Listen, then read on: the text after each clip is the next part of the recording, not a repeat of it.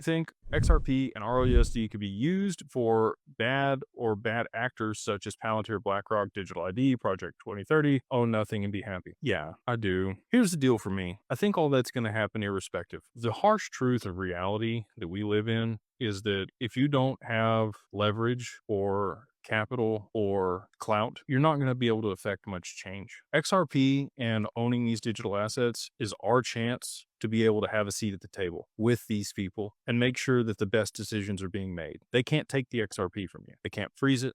They can't claw it back. If they made it illegal, none of them are going to be able to use it. And that's the other reason we like to set up corporations for people. I think there may be a situation where only companies can own XRP and use XRP. I don't know that that's going to be the case, but they could write whatever laws they want, but they're not going to write laws that circumvent or prevent their ability to use it, right? So if you can align yourself with them and we get the adoption and the appreciation on this stuff, a lot of us are going to have some say so, and we'll be able to fight back against things that aren't best for people. And so that's really my objective with a lot of this. I just understood like the world works a certain way. And until you're in a position to be able to have say so, they're not going to listen to you. And so that's my hope for a lot of people here that are holding large amounts of these assets. You're going to get some say so, and we can help you with that. Digital Wealth Partners is a united front of the XRP family. You get individual segregated accounts. It's separated out. Your assets aren't commingled. It's insured. You get all the benefits of your own cold wallet, but we're a united front, right? Like the aggregate total value of the XRP and all the people that we represent, we'll be able to